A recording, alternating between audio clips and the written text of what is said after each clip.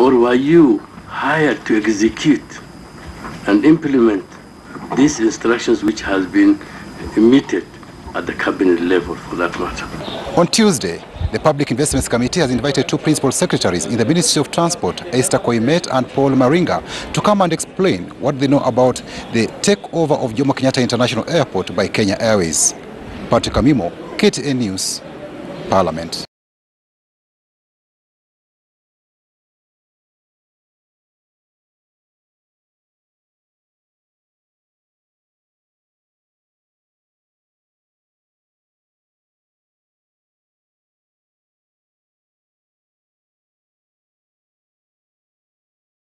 To expand what is under their control. Some say they're actually punching above their weight when it comes to this strategy for them to acquire the airport facility. Absolutely. I think there are a couple of talking points around this issue that are not very clear. For a lot of people, they're asking how can KQ, which is a loss-making entity, take over Kenya Airports Authority, which is a profit-making entity. And number two was what the MPs were saying. There seems to be some conflict of interest where the managing director of one of the banks that's lending KQ is also the chairman of the JKIA, and people sort of want a little bit more details on that. I think the idea behind this was to try and make KQ more competitive. I think people look at airlines such as Emirates or Ethiopian Airlines, where the airline and the national regulator are sort of tied at the hip. But it doesn't seem to be working for KQ because KQ has been making heavy losses. Kenya Airports Authority collects about 7 billion shillings from the Jomo Kenyatta International Airport. If this merger went through, they'd be collecting 2.9 billion shillings. So it just doesn't, the numbers just doesn't seem to be adding up. But Ken, in all fairness, people are, if you look at the numbers, KQ has been sort of placing a lead on the losses they've been making. Of course, not yet out of the woods, but if you look at from an operational standpoint, Sebastian Mikosh, the CEO, is very optimistic, saying that the airline will turn around. It's just but a matter of time, as well as Michael Joseph, the chairman, all seeming to have this very positive outlook for the airline. So are we jumping the gun by already saying they've gone ahead of themselves? If you really think about it, you're right. KQ has been doing relatively well compared to previous years. The flights to New York were a game changer last year. But a lot of people still think that KQ is still in HDU, if you like, and it's still yet to get out of the hospital. And maybe when they become profitable, maybe it might make sense then to have this kind of conversations around mergers and acquisitions, because any case study, any business school will tell you that a loss-making entity can never ever take over a profit-making. In fact, if anything, it's the other way around. Very true, in the spirit of economics. And Ken, looking at some of the other aspects that have dominated headlines this week, of course, we did have the China trade talks, where the US seems to be backing down. At the same time, there's a report that was released by a company known as Control Risks, which did indicate that African countries will be feeling the pinch when these trade wars begin sort of trickling down to individual countries. At the moment, we're just saying it's a China-US trade war, but it has consequences unless I'm misadvised.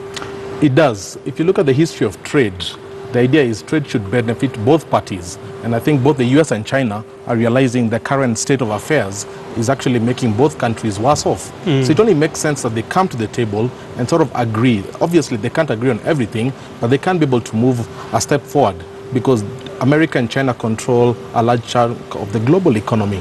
For Africa, I've always said it's an opportunity and it's a threat. It's an opportunity in the sense that African countries can sort of now start defining their own space in terms of manufacturing, because China has almost hogged manufacturing, global manufacturing.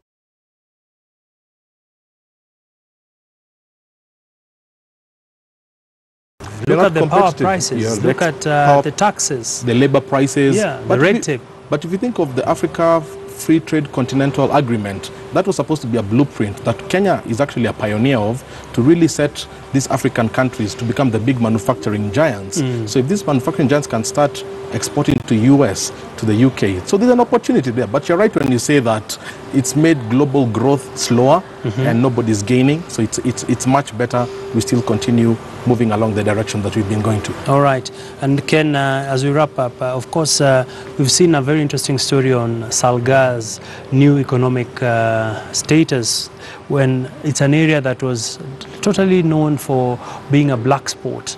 And of course, Salga is now attracting serious investors. And of course, this is indicative of a recently released report that is by the Kenya National Bureau of Statistics that clearly shows counties have enormous potential. Some are turning it around, some are still dragging their feet. You're right. Salga, this is almost Salga 2.0. And a lot of people, when they hear the word Salga, they think of road accidents, they think of carnages. But this is a new Salga, and it's based in Nakuru County. And if you looked at the performance of counties in the report that came out last week, Nakuru County was number 2. Okay. Why? Because it's geographically central. It's close to Nairobi, to Kisumu, to Eldoret. So I think this is an episode of how Nakuru County, because we always think of Naivasha when you talk about Nakuru County, but places like Salga, people are doing manufacturing, which is advancing the Big Four agenda. So for me, this kind of story is what we need to see replicated in other counties, such as Isiolo, which was ranked last on that list. Yet Isiolo still has a very strategic geographical location. That's true. So I think this is the way forward. All right. Many thanks, Ken. We do appreciate your insights. Well, I want to take our viewers down to the Bura irrigation scheme, where we have a reporter, and that is Ibrahim Karanja, who will be just giving us the latest when it comes to what the National Irrigation Board is currently doing. A very good afternoon to you, Ibrahim Karanja. Irrigation has been cited as a very critical aspect when it comes to food security. Perhaps just paint for us a picture of what is currently happening at the Bura irrigation scheme, as well as what are the future prospects of the area expanding land under irrigation. Well, thank you so much, Abi Agina. We are in Bura constituency, that is in Tana River County, at the Bura irrigation scheme, where, like you have said, irrigation is actually intended to be expanded just to ensure that food security is in the country. And Abi, what is happening here today is that the National Irrigation Board, together, of course, collectively with the Ministry of Agriculture, is overseeing the process or how far tree seedlings, actually fruit tree seedlings, have gone.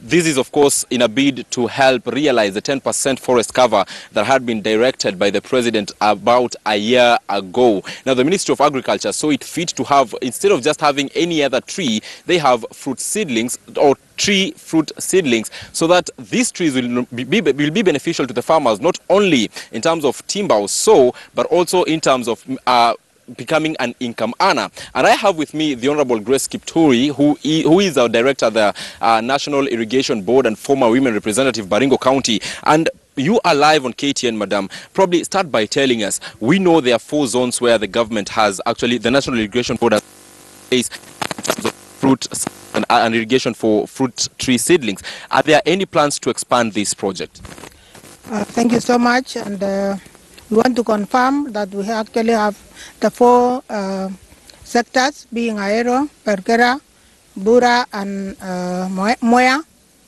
where we have set aside the seedlings, which we are going to distribute in due course. The plans to expand is that this is just the beginning, and immediately after these seedlings are ready and is distributed, we are going to make sure that we have tree nurseries closer to the farmers, and so that they are able to absorb at a close range. And what is the reception of farmers across the country, even as you plan to expand this particular project? I can confirm that our farmers are pregnant with hope. They can't wait to receive the seedlings, because for sure it is a double gain, since they will get to have the ground cover, they will use the timber, and at the same time we avert the effects or the adverse effects of climate change. And probably a very quick one. You are a director at the National Irrigation Board. Probably tell us, what measures is the board taking to ensure that you help in the realization of the Big Four agenda?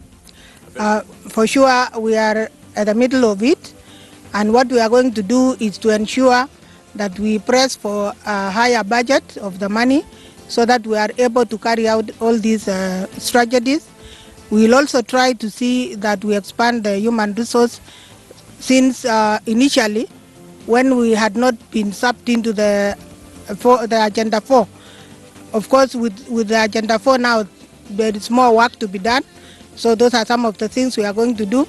And much more, we are going to ensure that we do a lot of civic education, so that the farmers will be in link with us. Thank you so much. Well, that has been the Honorable Grace Kiptui, Director at the National Irrigation Board, former women representative, Baringo County, of course, speaking about the plans